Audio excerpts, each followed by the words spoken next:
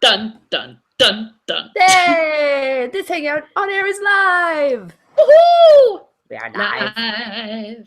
We're Now, live. we do the things yeah. so that we can send the links. The links is yay! Yes. Your current live streams. And then we push pause so we don't have to hear ourselves. Because ain't nobody want that.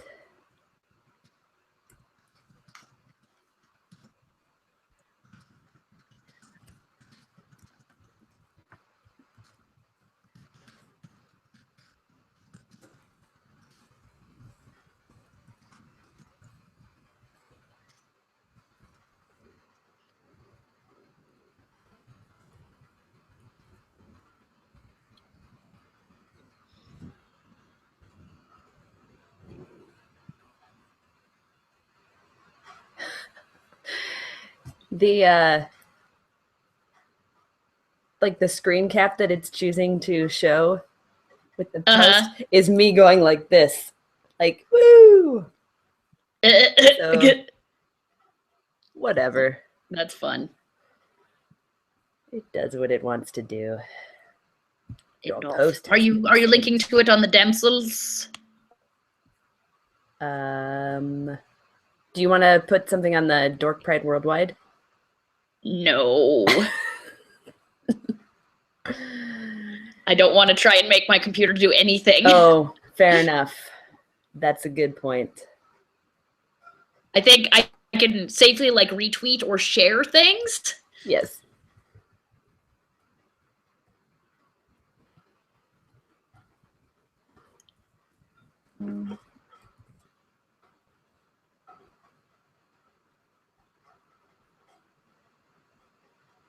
All right.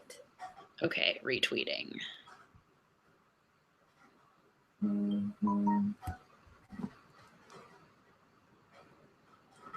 Two new Twitter interactions. I don't care. Oh my.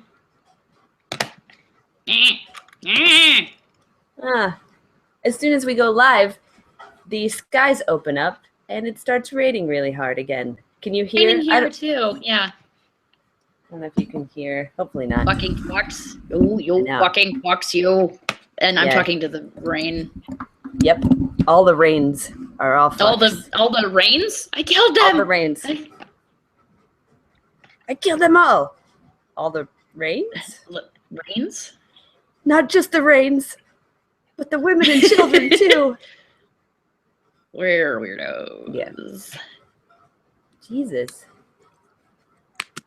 Yeah, it sounds like it's fucking hailing. It's the fucking fireplace. Like, yeah. Hopefully it's been like, and then stops and goes away. And like, then the sun comes out for a little bit. And then it's just been a little nutty today. A little nutty. Little nutty. A bit of a nut flavor to it. Nutty, isn't it? Okay.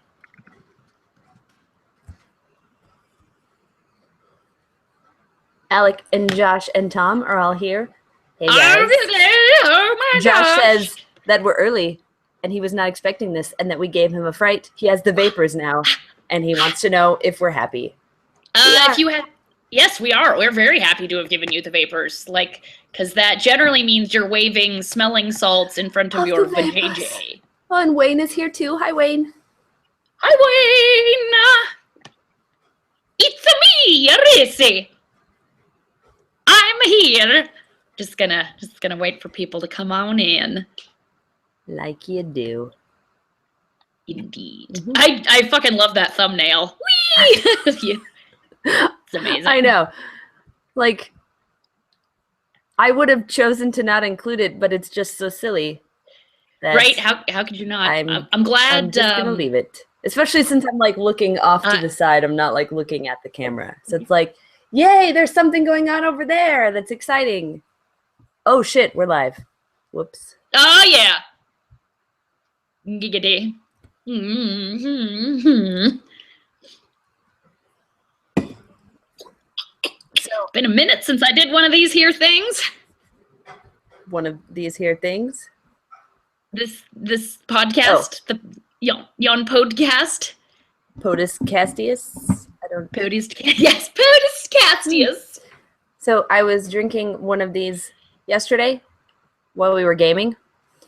And because it's like the tall, skinny can, like I drank and basically a little drop shot up and like straight into my eyeball. Oh no! And it really hurt. So I'm trying not to do that today. That is a good plan. I mean, it could have been worse. I guess it could have gone up your nose and into your brain. Well, it may have done that too. Oh no! But probably not. I probably would have noticed. My brain.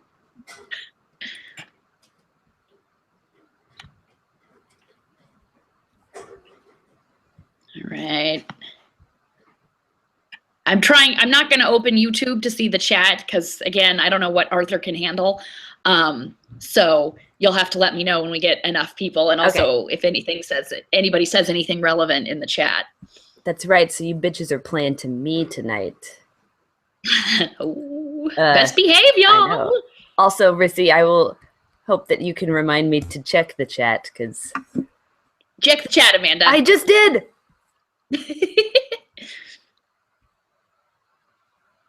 One of us has to be the responsible grown-up since Blythe's not here. We're fucked. Yes. Josh said that we literally shipped Blythe off just to mix things up. Yes, that's true. We sent Blythe on an enjoyable cruise to Mexico just so we could have the fun of a disorganized podcast. Yep. That's what your Patreon dollars are going to. Sending Blythe on cruises. Not all of us, though. Just Blythe. Yep. Just so we can fuck shit up while she's not around. Yep. Not that we don't fuck shit up plenty when she is around, but I was gonna say, yeah, there are times I'm like, why hasn't she just picked up a broom and started hitting us with it? Like, how tall are you? Well, now that you've said that and she knows that she can, she probably will start doing that. Fuck. Oh well. She's small. It's not like her blows will have a great deal of impact. We could probably get that broom away from her pretty quick. Yes. And then just hold it up over her head, and then she has to jump at it. Short people are funny. You can't trust them, though. They're always scurrying around where you can't see them. Yep. From this great height of 5'9.5". Yes. Do we want to formally begin at 8 o'clock? Yes. So we have 2 minutes-ish. 2 minutes, everyone. I don't know the exact seconds, but... Now it's only 1 minute. Oh, shit. What? I don't know. You can't tease me like that. So I'm being bribed with pictures of baby things so that people pay attention, or so that I pay attention to them. But nobody has offered me the type of baby things that I love the most. And you guys know what that is. And yet... Dicks. Baby dicks. No. That is the baby thing I like the least. They pee on you. They do pee on you. Ugh. And I'm not really into that. I'm holding fast to my line that I would way rather give birth to kittens than a human baby. Like, they're so small and adorable. Yeah. I'd get one of those tongue attachments that lets you groom them. You would just use your tongue. At first, but then I'd realize then the hairballs, like all the hair would probably get pretty gross. So yeah, I'd get one of those attachment things. Are their little fangs really sharp right after they're born? Because I could try and nurse them. I wouldn't. This has gone to a strange place. It's 8 o'clock now. Then. Let's start the show for reals. We already did. That's how we started. Anyway. All right. Now be quiet and let's do stuff. Hello and welcome to episode 43 of the Dork Pridecast. My name is Amanda, and on the other side of the webcam is my co-host, who the fuck is that? It's me, Rissy! We're all fucked. Yeah, I'm in your podcast, fucking up your shits. Yep. Giving you giggles. Yes.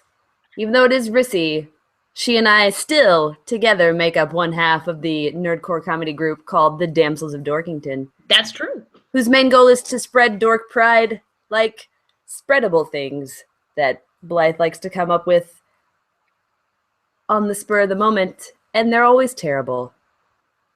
Like me. Wait. You don't want to say spread Dork Pride like a bad case of herpes? No.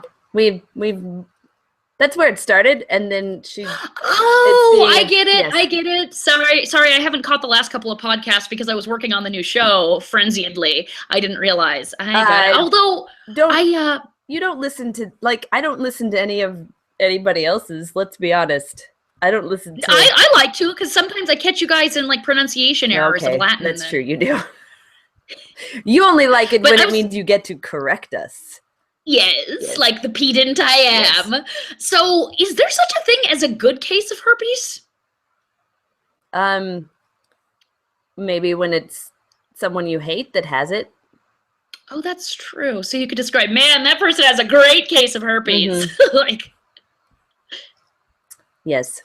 Well, it still doesn't exactly work because, like, it's good for you, but you want it to be bad for them. Like, I mean, if you hate them enough to wish a sexually transmitted disease, you want them to have a bad case of, like, the worst case of herpes. Yes, the worst ever case. The worstest herpes. So yeah, I don't know. Like, there's mediocre herpes. Like, herpes, you're not even trying. Like, that's the best kind of herpes. The best, yes, that's true. That's very true.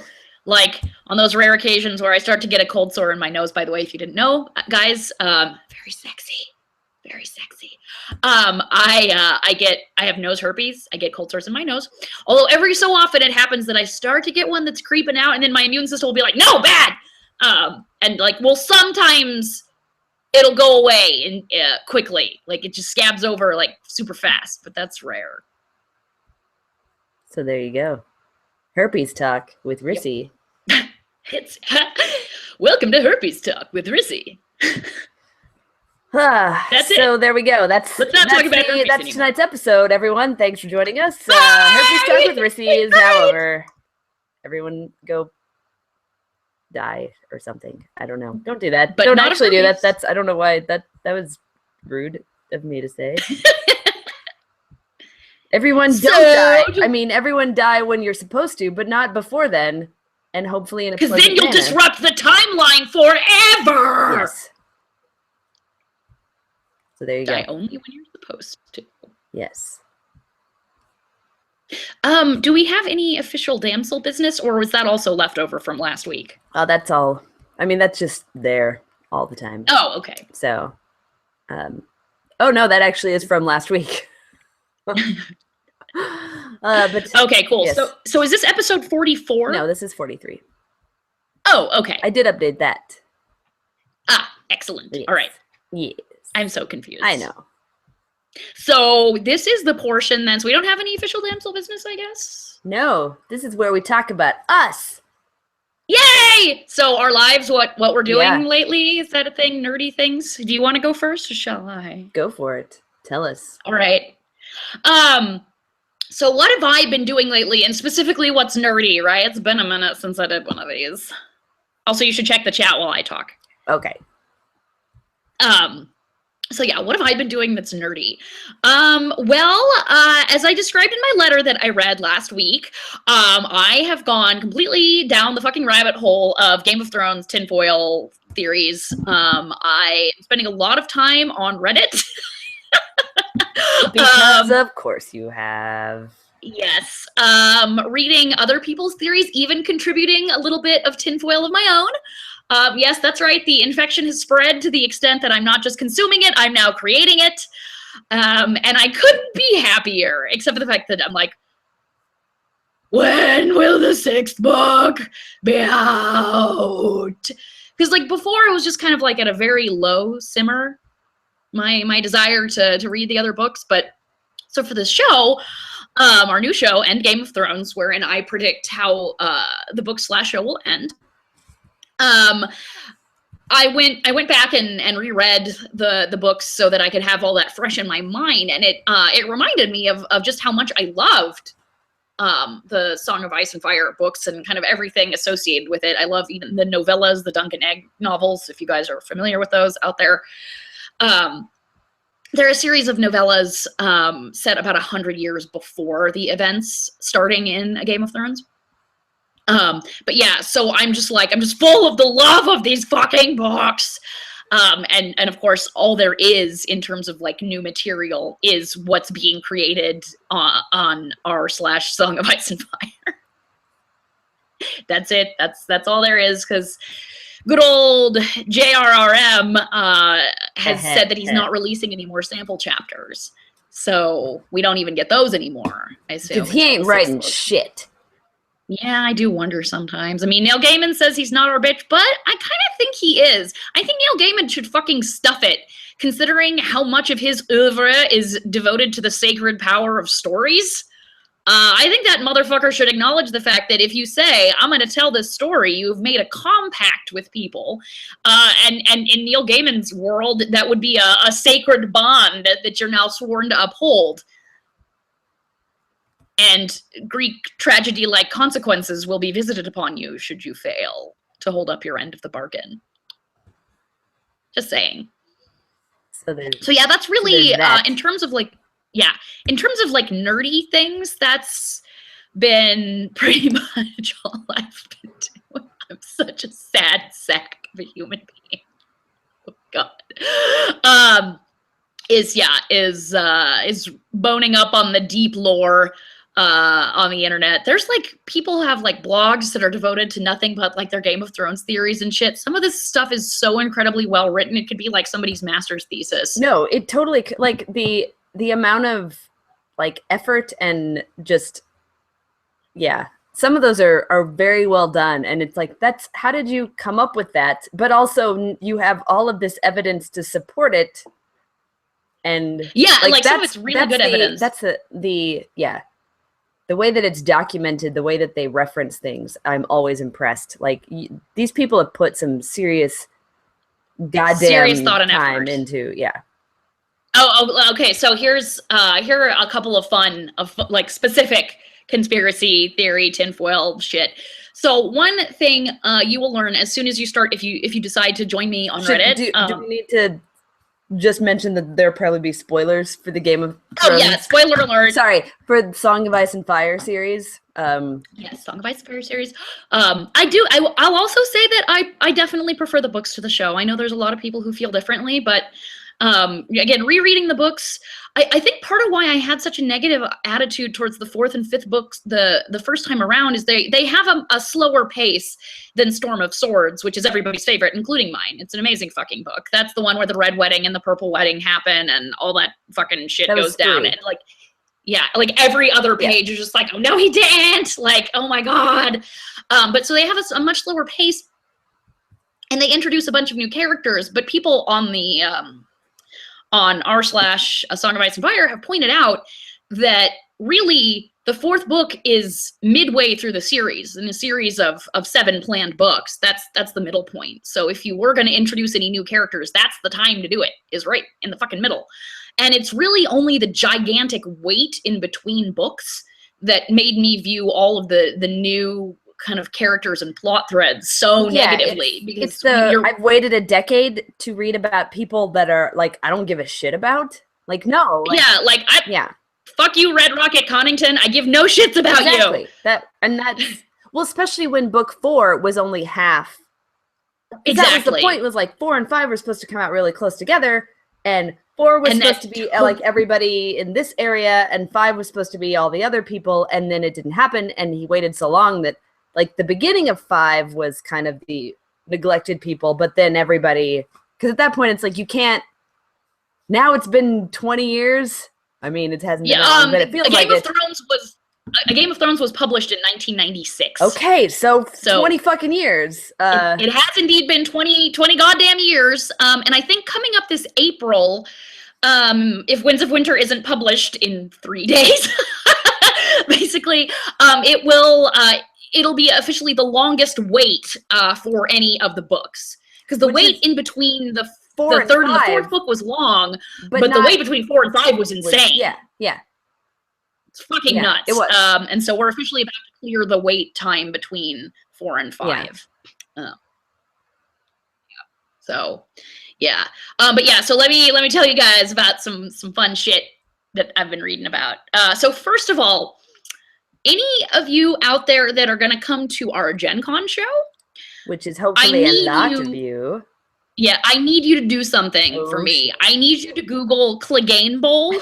That's like Clegane, Clegane, Bowl, BOWL, as in like Super word. Bowl. Yeah, Clegane Bowl, all one word. I need you to Google that.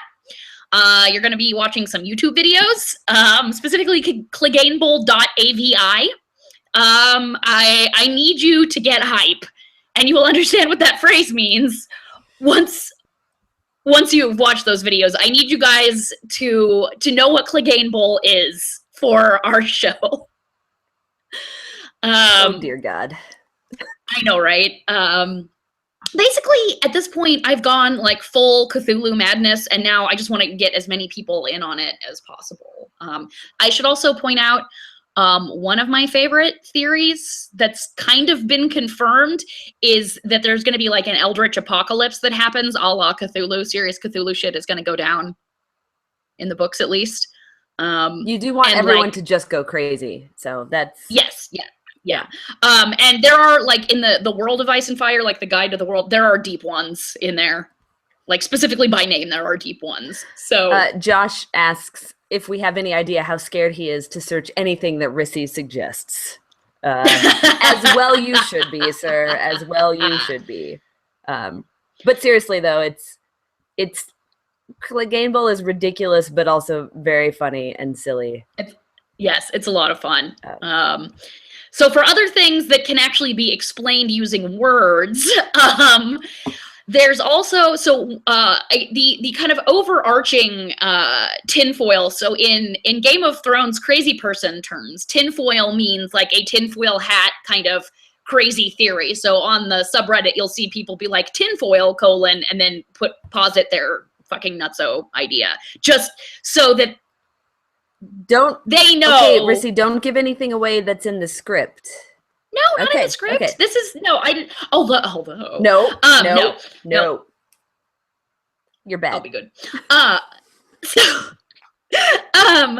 So in the Game of Thrones book, so this really hasn't happened much on the show, but in the books, the dominant theory is that if you are a famous person who died, you did not die, and in fact, you have a secret identity, and you are living currently. So that means Sir Arthur Dane, Sword of the Morning, Oswell Went, basically all the members of the Kingsguard that Ned and Howland Reed killed in their famous duel at the Tower of Joy, all those motherfuckers are still alive. Which happened before the books even started. Yes, yeah. But we saw it in a couple of flashbacks Ned has in the book, and then on the TV show, of course, they depicted the entire scene. Right. Yeah. And so that was Oswell Went, Sir Arthur Dane, and Gerald Hightower. So all of them are still alive. Well, and somebody has to be because of reasons. I think Howland Reed could easily fill in that role of person who knows everything. That's true. So yeah, so all of them are not only alive, but it's not like they went into hiding like in obscurity. They're like characters that have been introduced to the books. Like every time a character who isn't a point of view character is introduced, people are like, oh, that's just so-and-so. Like you thought they were dead, but now they're not. Lots of people just basically kind of assume that everybody is blank character who was supposed to be dead, including Quentin Martell, who famously in the 5th book is introduced as a point of view character only to meet his fangorious demise at the hands of Rhaegal and Viserion, the dragons. He's literally set on fire during his point of view chapter. Yes, where he's like, hey, I'm on fire. Yes. That's his last thought. No, and then he began to scream. Yeah, wahoo, I am killed. That's basically his last thought. And people are like, no, Quentin Martell's still alive. Like, he actually switched places with the Tattered Prince in the Mercenary Company. I'm like, so that's... Who wants it? Like, he was a character that was introduced and then killed off in the same book. Like, nobody gives a shit. No, he was introduced, I respect... Introduced as a point of view character is what I mean by introduced. Yes. Yeah, and the thing is, like, I respect that, like, choice that Martin made, kind of. Well, okay, rather, I don't like it, but I've read a lot of people justifying it as a literary device. Basically, Quentin is used to sort of deconstruct the hero trope, the idea that you can have, like, Quentin basically thinks to himself, I'm the hero, I have plot armor, nothing can stand in my way, I can totally tame a dragon. I can do that. As a standalone little, like, one-off, that would be a fun little story.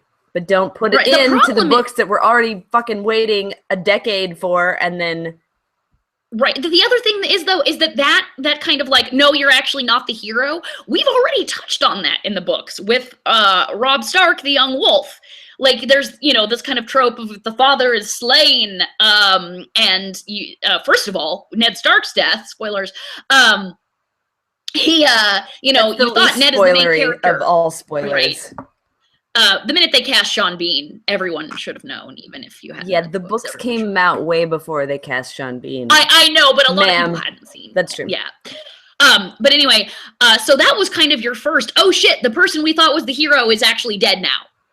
Although not really, because he warged into a pigeon right before he was killed. Because it was Arya's point of view. Like, that was a chapter when his head is chopped off, and she turns away at the last minute, so... But Sansa didn't, and we get Sansa's point of view later. That's true, we do. So it's confirmed that and she wasn't able to look away. That's true. But so that happened once. Then with Robb Stark, this idea that the son will, avenge his father and be the hero of the story. Well, then Robb dies at the Red Wedding. So the thing is, we've already had that trope. We don't need it again, especially not with a brand new fucking character. Yes. So yeah, people are like, no, Quentin Martell's still alive. I'm like, we don't need him in the story. So there's basically any character you encounter Game of Thrones is probably a famous dead character, according to the tinfoil of Reddit. And now though, we get to the one I actually really like, besides Clegane Bowl. All right. So there is a house, a great house in Game of Thrones, the Boltons. They're creepy assholes. They skin people alive. Famously betrayed the Starks. It was Roose Bolton who stabbed Robb Stark through the heart. And his son, his originally a bastard son, who was later legitimized, Ramsay, who has been flaying and torturing Theon Greyjoy and turning him into his servant Reek. So yeah, the Boltons are really scary motherfuckers. But there's this magnificent piece of tinfoil that posits, okay, just based on character descriptions of Roose Bolton. So like, he's well past 40, but he doesn't have any wrinkles.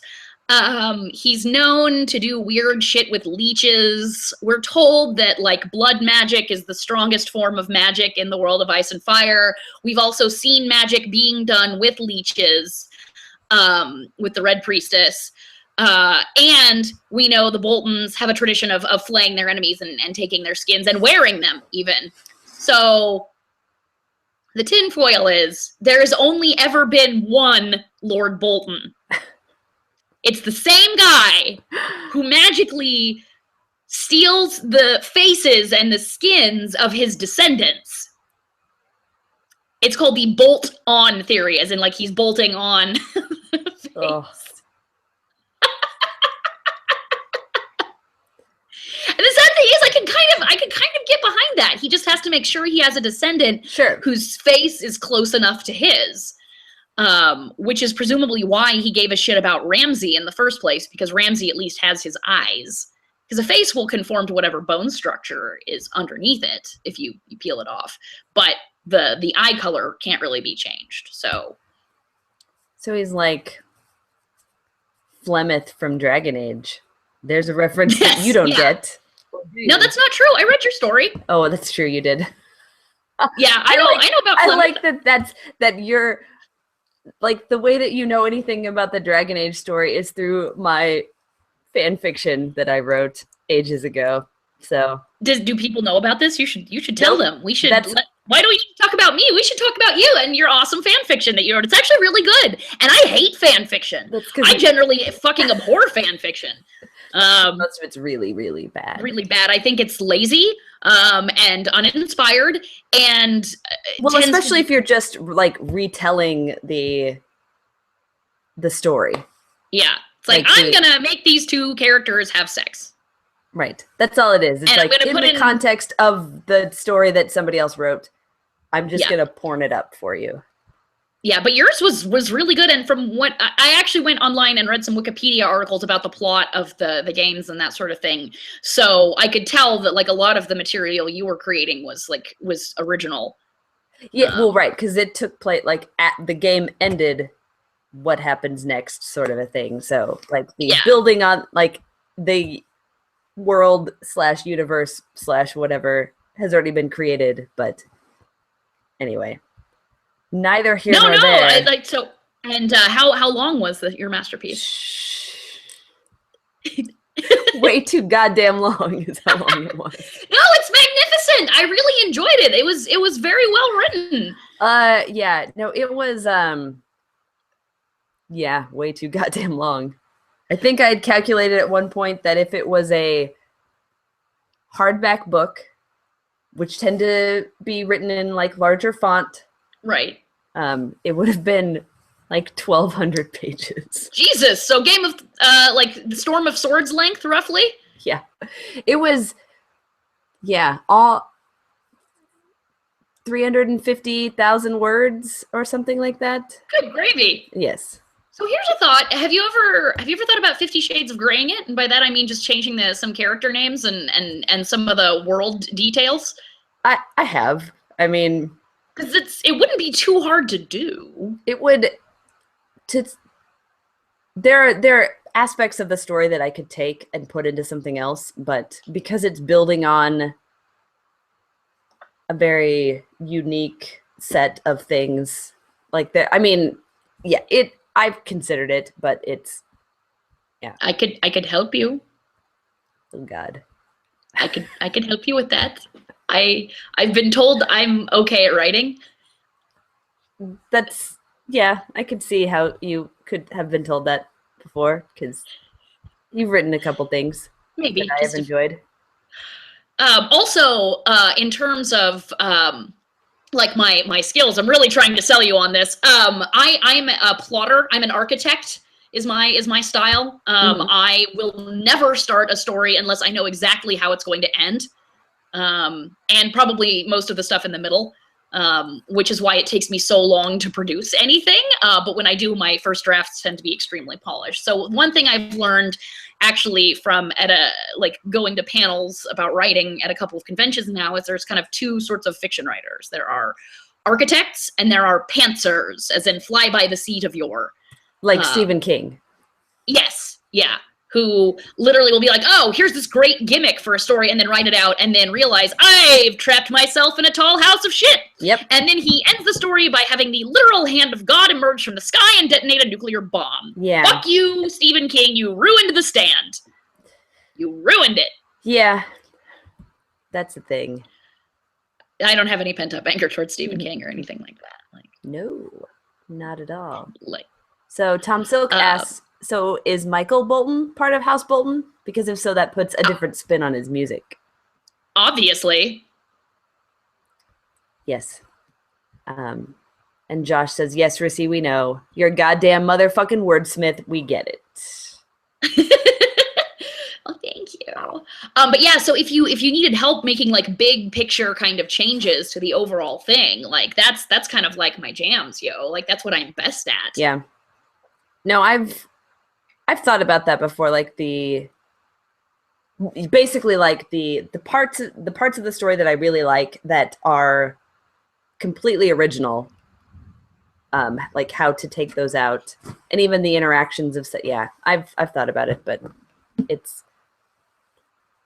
that's as far as I've gotten is thinking about it. So. Because, I mean, that's a lot of work you put into that. And, and it really does not suck. I cannot emphasize that enough. Like, first of all, I'm picky about what I read and hate almost all fan fiction. In fact, actually, before I read your thing, I would have said I hate all fan fiction.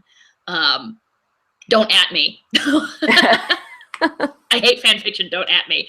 But But like yours was so good. Like I mean, like I think it should see the light of day in other ways. Like it's good enough to be a real book. I mean, it's still out there. It's findable if you know how to look for it.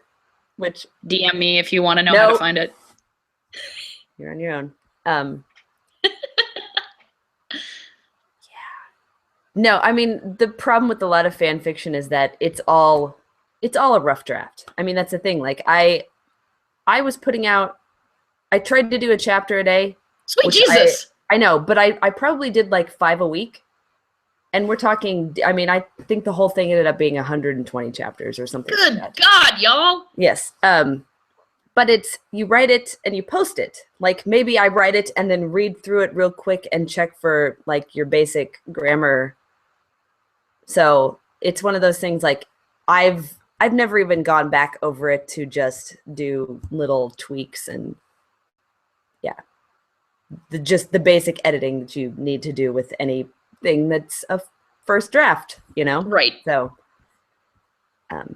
but yeah. Anyway, actually, yes, I actually finished the second book in the trilogy that I've been reading, the newest Robin Hobb. Oh yeah, thing. How is that?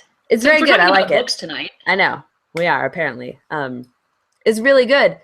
I was positive that the third one came out in April, and it doesn't come out till May. Oh, so dang, yo! I know. The good thing about Robin Hobb is that she plans a trilogy, and it's a trilogy, and it comes out pretty quickly. Right? It's really never nice. Let us forget, Game of Thrones was supposed to be a trilogy. It was. Lol forever, Game of Thrones trilogy. Yeah, it seems like Robin Hobb's kind of on top of her shit. She is. Yeah. We got to see her at Dragon Con that one year. Did we? Yeah. Yeah, we went to a panel where she was at least one of the speakers. I don't recall this. I do. I'm pretty sure I didn't hallucinate that shit. I mean, if I'd known she was there, I definitely would have wanted to go see her. Yeah, I'm pretty sure she wasn't the only speaker. No, I think the only panel we went to where there was just one person was the Bill Corbett, the Mystery Science Theater. Yeah. But no, he had friends, because that's the one. Is that the one where I won the DVD? Yes. By being a crazy person? Yes. I think there was more than one person there. No, it was just him. That same year we also went to the voice actor.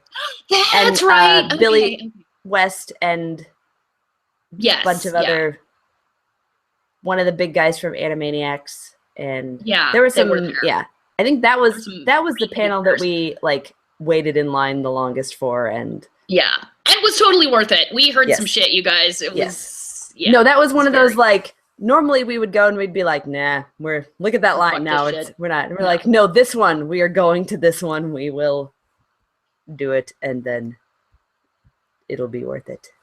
Because Dragon Con's so awesome. Like, fuck. Yeah. Here's a thing. Both of us are going to be doing some fun nerdy news. Amanda and I are going to the DC March for Science.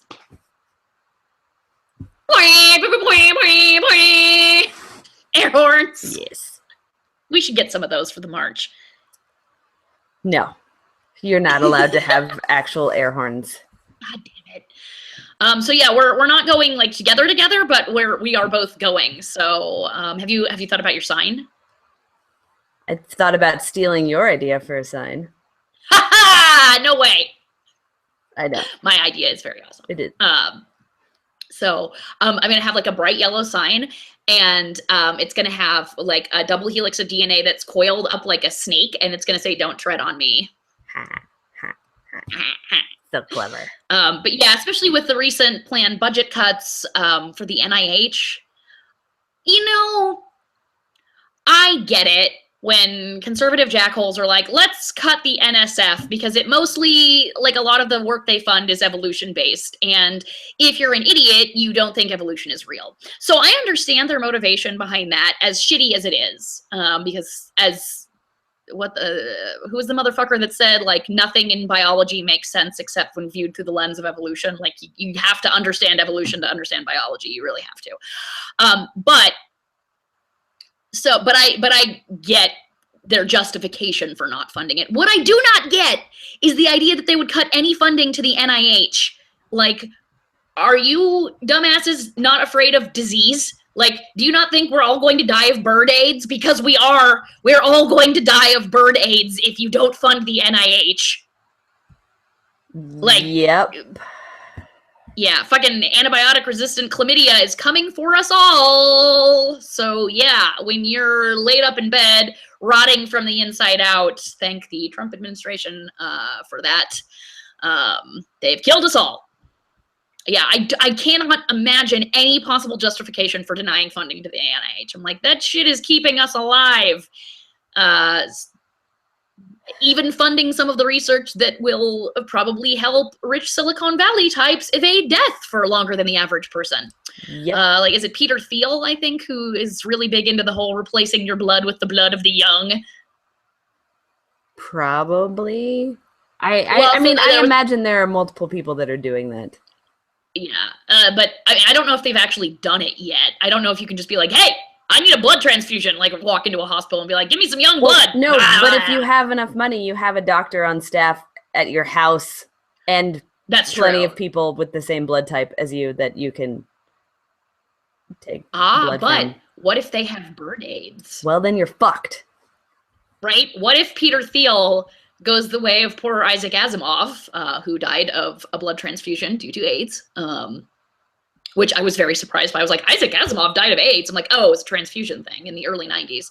But yeah, so what if Peter Thiel decided, I'm going to make myself forever young? And then the person he got blood from had bird AIDS, and then Peter Thiel dies of bird AIDS. Then that's the thing that would happen. So right. There you go. So yeah, I think the Science March is even more important in light of the budget that was recently released. So yeah, I mean, yeah. It's going to be a very long, stinky bus ride for me. 12 hours there, 12 hours back, I think. Yep. So that'll be good times. Good for my crotch. It's going to smell great and not like a death swamp in there. Nope. There will certainly be no alligators of pestilence arising from my waters. Nope. That's a thing that will definitely not happen. It will. Last time I took a bus trip that long, I was going to New Orleans with my marching band. I know, right? I was so cool. I was the coolest. In 1996, as Game of Thrones was being published, I was going to New Orleans to play in the Sugar Bowl with my marching band. Being fingered on the bus by my boyfriend at the time. That's hot. Right? And I remember, like, they told us specifically, no sitting next to your boyfriend or girlfriend and feeling them up on the bus. And I'm like, I'm going to get felt up on this bus. You're like, wait, that's a great idea. I'm totally doing that. Yeah, like, oh, yeah, I hadn't thought about that before. Right. Thanks, band teacher. Thanks for that. It was a great trip. And, like, only in the pre-Columbine era could that shit happen. Because they just, like, literally turned us loose in the French Quarter for 3 days. Like, there were certain areas we were explicitly told not to go into, but if you did go into them, you would just be stuck in Holiday Inn jail for, like, a few hours. That was it. Like, but otherwise, we were completely unsupervised in New Orleans. Definitely, yeah, pre-Katrina, pre-Columbine times that were fucking magic, you know? Because and now I'm just like, wait, I was 15 and just running around the fucking French Quarter doing whatever the fuck I wanted to. Yeah, that's kind of crazy. Awesome. That was the thing that, like, people were just like, yeah, whatever, it's fine. Should be okay. Yeah. What? You can't do it because your computer is terrible. But Josh just posted on Dork Pride Worldwide a video. That clumsy baby elephant with the tire. Aww. He says, I keep my word. Well, good. Anything else fun happening in the chat? I don't know. I'm watching a video of a clumsy baby elephant with a tire. How long does this video go on? It's 2 minutes. I'm not going to watch the whole thing, but I want to. Damn, that's a lot of video. I watched a video today about pufferfish courtship. That shit is insane, yo. That's a thing that you did. So the pufferfish, the male, like makes this crazy ass fucking crop circle on the bottom of the sea. And all he has to do it are his fins. And it's like, and he's like swimming and there's like this giant cloud of dust behind him. And I would just want to make that into a GIF and be like me when I fart. Because he's also doing that like pufferfish, like smiley face thing. And so all he has is his fins and he like digs this incredibly like circular sort of structure that radiates out to attract a female and then decorates it with little shells and shit. And just looks so happy the whole fucking time. Also, he can't rest at all because the currents will destroy it. So he has to be constantly maintaining it until a female shows up. I'm like, I would be impressed by that. I'm a human. And I would be like, I'll lay some eggs right here. Fertilize them. I am a human. I am a human female. That's what... My genitals are in the front. That's not... No, they're not. They're underneath. That's it's frontish. Hey, Rachel. That's a common misconception. Whenever you see a nude woman drawn by someone who's clearly never seen a nude woman before, her vagina is very frontward facing.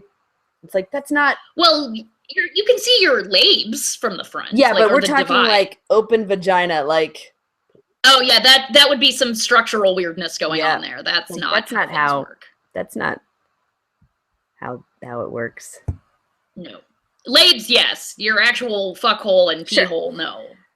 Those go in a different place. Josh says... That's the scientific Josh says, lol, now we know how to wreck future podcasts. Post all the elephant vids. It's true. Hashtag wrecked. Yep.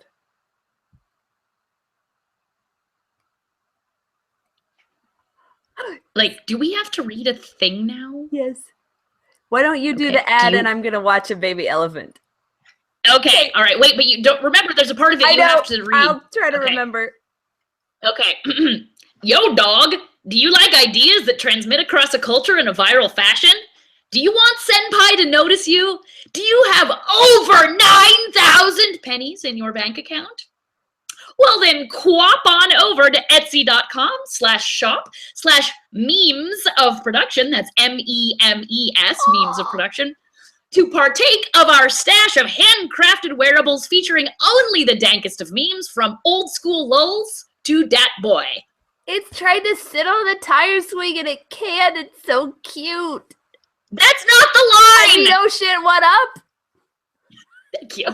We offer meme-themed novelty items like jewelry made from vintage illustrations and photographs with new products added all the time. And for Dork Pride listeners, you can has the most stylish swag at #YOLO prices. Enter the code PRIDE at checkout for 10% off and seize the memes of production. Okay. I'm still watching. How's that elephant? It's so cute. I can't stop watching it. But I'm going to, because we do have a podcast. We're fucking professionals, yo. Yeah, that's totally a thing that we claim to be. that we take very seriously, our professionalism. I think now I think it's time for the news according to Jeps. To Jeps? Yay, Jeps news. Will you read it then? I will read it.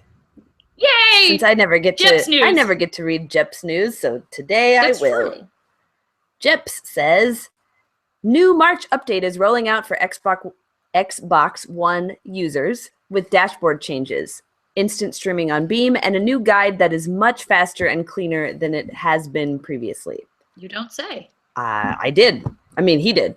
I just repeated it. So, Jeff also watched Iron Fist. Says, I liked it, but I also grew up on kung fu shows, not wushu Asian epics. It's painfully subtle, and the secondary characters are specifically meant to be better and more interesting than Danny Rand. It was a vehicle to get things set for the Defenders. He also said Daredevil stole all of the thunder that Iron Fist could have done by having him spend an entire first season basically beating people up in the same way. Also, it's fucking Iron Fist. What were you actually expecting? Well, maybe Marvel properties should focus less on the martial arts-based characters. Just a thought. Haven't there been other members of the Defenders? Yes. Yeah, then why'd they fucking pick Iron Fist? I don't even fucking know. I don't know. Cause. Sorry, I interrupted. Anyway, this week in trailers. Justice League isn't blowing up skirts, so that will be a wait and see. Spider-Man Homecoming might blow... Spider-Man? Spider-Man Homecoming. Spider-Man! It's when Aunt May decides to take on... Yes. We've had Spider-Gwen, now we need Spider-Man. Spider-Man. It does the things that your grandma can. She just goes around and asks people, like, are you cold? Do you need a sweater? Are you eating enough? Like, can I make you a sandwich? Yep. That's what Spider-Man does. She fights crime. Spider-Man. Yeah. Oh, we need to make this shit fucking happen. Spider-Man Homecoming might blow us all away later this summer. It looks proper scary. Oh, yeah, it does. I saw that trailer, too. I didn't know they were redoing it, and now I'm terrified because... It looks good and scary. Yeah. He says, I wonder if this version will delve into the ick that is what those kids had to do to lose their innocence. Yeah. I don't think that's coming to the big screen. There's no way it can. You can't get an R rating for that shit. There's no way. No. Yeah. It wouldn't be showable in theaters anywhere. No. We're talking about an underage gangbang, basically. Bang, yeah. In the sewers. In the sewers. Is it in? Yeah, in the no, sewers. It is. Yep. It is in the sewers. It is. It totally is in the sewers, yeah. But he says it looks kind of like a version of Stranger Things, specifically designed to make people crap their pants. That's basically what it is. Yes, that's... Destiny 2 was announced, and while it's not necessarily my bag, it will be neat to see what they are changing. I don't know what Destiny 1 is, so I have no comments to that. Maybe Jeff's referring to his personal Destiny? Probably. That sounds like... He's fulfilled one set of prophecies, so now he has Destiny 2? Probably. This time it's personal? Probably. Electric Boogaloo. Obviously. Yes. Where did my... Josh, stop posting baby elephants. You're distracting me. Also, I love that one. And I love that one. Okay, anyway, back to the news. Mass Effect Andromeda has been a fun romp. Just don't read reviews. But get out there and give it a whirl. I have not had a chance to play that yet. I have had no time, and I'm very sad. And I've been staying away from reviews because I'm like, it doesn't matter if people say it sucks or it's great. I'm going to play it either way, so I'm just going to... Is that the game series with a guy, I am the very model of a scientist Solarian? Yes. That guy? Who's that? Who sees that? His name is... Fuck. Is that Garrus? No, that's a different person. Okay. Because you can fuck people in Mass Effect, right? Yes. In Aliens, can you fuck that guy? I would fuck that guy. No, you can't. He is not a romanceable character. Why not? Because he's not. Sorry. Scientist Solarians should be able to bone down. They should. What a Solarian is. What is his name? Morden. His name is Morden. Yes. Because that was going to bother me until I remembered. Anyway, speaking of reviews, Jeps is at a point where he's starting to really question society's reliance on the opinions of people that have to finish things for their jobs. I mean, how many people work all their lives without becoming disillusioned and a little pissy? Just seems silly to trust people that don't have to pay for products, then are forced to consume potentially vast amounts of media in a specific amount of time without a hint of jade creeping in. Is this a cry for help? Maybe. Okay. Jeff, buddy, it's gonna be okay. That tampon you shoved up in your ass is eventually gonna fall out. Everything is gonna be all right. Well, he has to suck all the vodka out of it first. That's true. Yes. Jeff butt chugs, you guys. Yes. Apparently, Dallas Comic Con is this month. So get out there if you are in the area and tell Tim Curry that Jeps loves him. He also says, it's WrestleMania week, bitches! Apart from that main event, Lesnar versus Goldberg 2, fuck my life. His body is ready. His body. Aaron Sorkin is meeting with both Marvel and DC to see what property he would like to attach himself to. And Jeff says, make the right decision, Aaron. You know you want She-Hulk. And then he says, deuces, a jetpack. And that is the news according to Jeps. Well, I guess in that case, it might be time for a letter.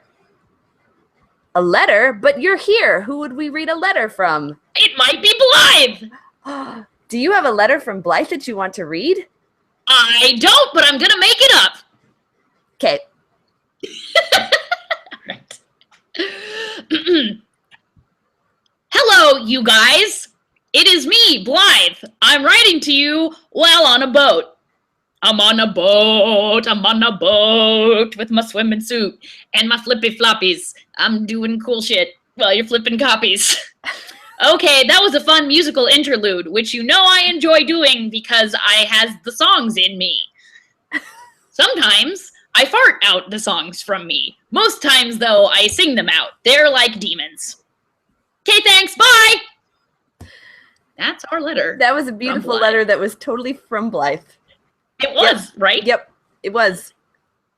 I mean, Blythe is really good at singing, so that's how you know that it was really her. Uh-huh. Yep, you're right. There you have it, folks. So we fulfilled our obligations to the other half of the group. Yes. Go team. So is there anything in the chat that we should talk about? Oh, boy. There's... Oh, boy. Marion says, because Silver Surfer, Hulk, Doc Strange, and the Son of Satan would be awkward. Oh, yeah. Yeah, I was going to say, there have been multiple configurations of the Defenders first. I mean, it's true. I would rather not have the Silver Surfer involved in anything. Yeah, no. God, that fucking ridiculous property should have died a long time ago. Like, Silver fucking Surfer. Oh, Christ. I mean, it's funny. I love Galactus. I think Galactus is amazing. Like as a concept, but I can't stand his herald, the Silver Surfer. I think it was one of those things where a comic artist in the drugs and free love era ingested too many hallucinogens and was like, you know, would make an awesome comic. Like a guy with a surfboard. Whoa. And he's like silver, and then you call him the Silver Surfer. Yeah. And nobody was like, that's it? That's all you got? That's all you got? Like, what? Like, yeah. Okay. Do it. Okay. Okay. You guys know I love Marvel, but that doesn't make them immune to criticism. Love Marvel butt. I do love Marvel butts. Hot Marvel butts. Yes. Tom Silk said that he can't wait until they do an Unbeatable Squirrel Girl movie. Fuck yes! I'm so there for that. Actually, you know what would be even better than a movie? Would be like an Office-style TV show. Right? I'm all about adapting the medium to fit the character. No, that... And the Deadpool movie was so great because it was... silly. So perfect for the character. Yeah. It was R-rated where it needed to be R-rated. And people are like, we're going to make all superhero movies R-rated now. I'm like, no, that doesn't work, especially not for fucking Superman, Jesus Christ. Right, well, there are plenty that don't need to be, and you are excluding a large part of your audience by making it R-rated. Yeah, so I think, like, for Squirrel Girl, I think she a series on her shoulders. Actually, and you could have, like, if you wanted some real, like, office drama, like, you could have the Great Lakes Avengers show up. I fucking love that shit. Oh, that'd be amazing. Are you making note of all your, like, pitches that you've come up with tonight? No. Spider-Man.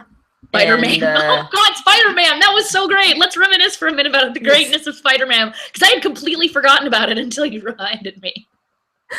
That's what happens during the podcast. We say things, and then they're gone forever. Well, we're basically in improv mode, which means, like, we're having fun, and just stuff comes pouring out of you, and then people are like, oh, do that again, and you're like, what? I don't remember any of that most of the time that, like, so the the images and quotes from the different podcasts that Blythe makes and posts, which are wonderful. Most of the time, if I'm quoted in them, I'm like, that doesn't sound like something I would say. I'm like, when the fuck did I say that? I know. I always have to ask her. I'm like, what was that from? Like, when did I say that?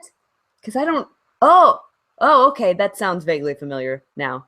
Because she actually has to go back through and listen to it all again as she does all of the editing, the actual heavy lifting to make it happen, and not just the say stupid stuff and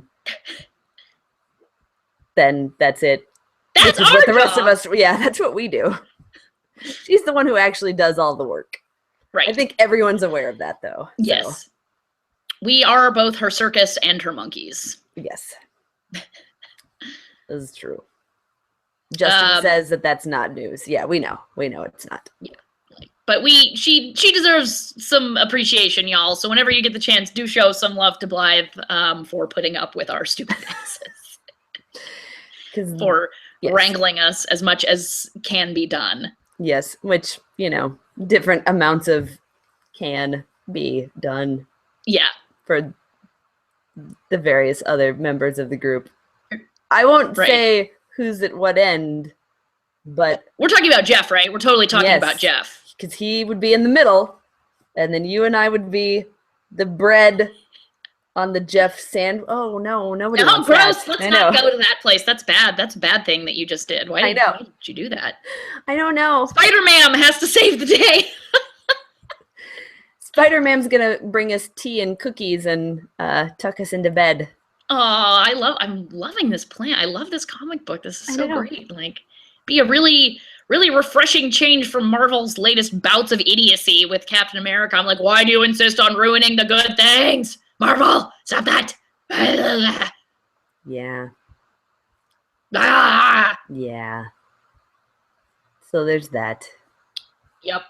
Anybody else in the chat, lay stuff on us because we're almost done. Like, if you want things to be discussed, better get it out now. Like those song demons Blythe was talking about. Yes. That Blythe was talking about. Yeah. Nope. Mm-hmm. Well, I know I'm going to be on Reddit. You can find me. I'm foul_Dwimmerlink. If you guys want to join me in r/ASOIAF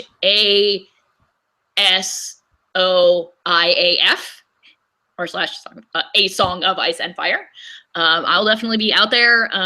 You can even, guys, it's so cool. You can, for your flair, like, so in each subreddit, you can have like a flair, like a little tag for your next to your name and sometimes a picture.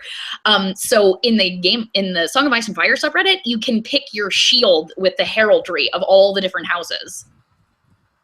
Great and small. And so you have their heraldry, and then you can choose like a little slogan. So I have the arms of House Reed, which is a lizard lion, kind of eating its own tail, black on green. You weren't a lizard tiger? I mean, that's how I think of them, as lizard tigers. Okay. So it's the same thing. And then my tagline is Ned Stark, Pigeon Warg. You're dumb. I am dumb. But yeah, like, so yeah, if just another way we can be friends online. If you guys want to come wear your tinfoil hats, that's where you can find me on Reddit. So there you go. You know you want to. Don't forget the homework that I assigned you regarding Clegane Bowl. That shit is non-negotiable. There you go. There are air horns involved. You'll understand. There are a lot of air horns. There's so many air horns. All the air horns. All of the air horns. Yes. Oh, it's so good. So good. Who knows? It might even happen in the show. We know in the show, unlike with the books, we actually know that Sandor, that the Hound, is alive, where in the books that's only been hinted at. We don't know for sure. So who knows?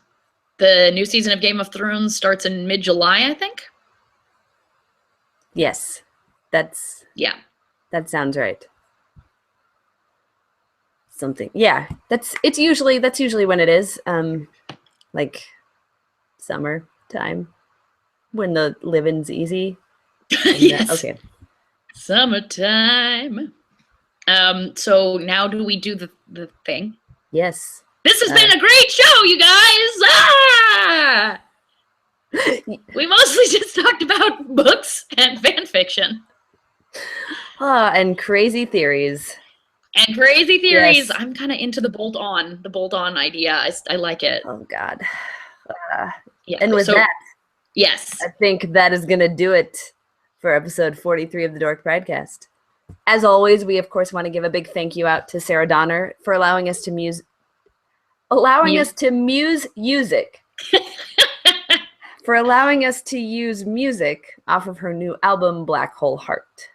You can join our Facebook group by searching Dork Pride Worldwide, or find the group on Twitter at Dorkington, which also links to our personal Twitter profiles. It does. You should also check out our Patreon. We're at patreon.com/Damsels of Dorkington, where, of course, besides becoming one of our very favorite people, you can also get access to the rewards that are only available through that campaign.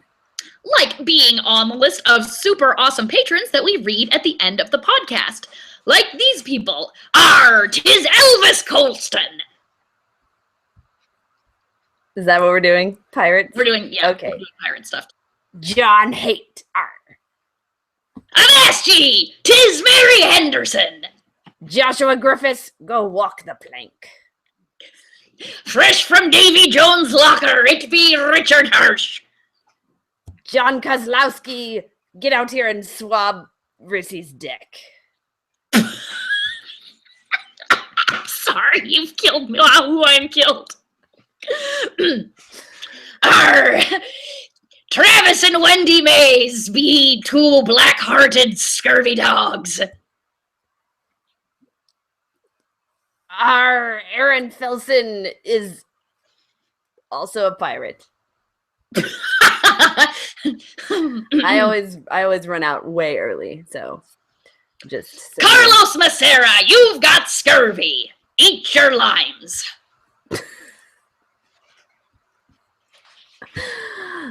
Gordon Nelson, you stole my booty. I don't know. Is that a metaphor? Maybe. Yo ho ho and a bottle of Marion Palanquin.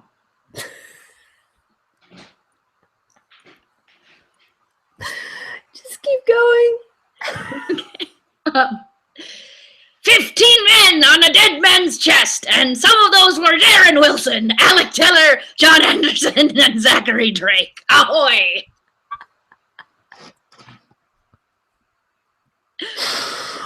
Oh. Joseph Harris got crabs from a dockside whore. And that dockside whore was Jeff Peterson. Arr.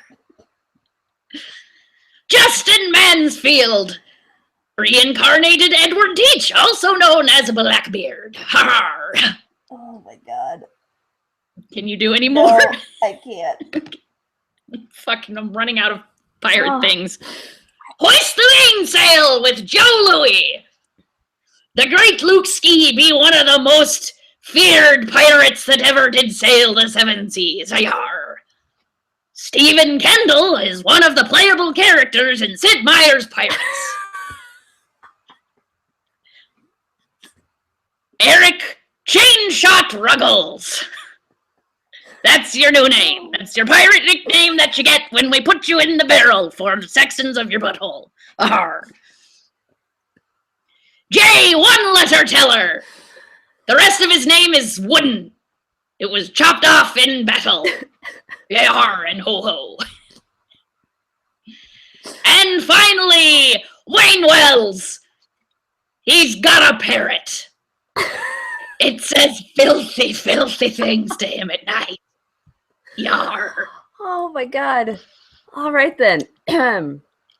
My face hurts now. So thanks for joining us, everyone. This has been a very special episode 43 of the Dork Pridecast, and we hope to see you all next week.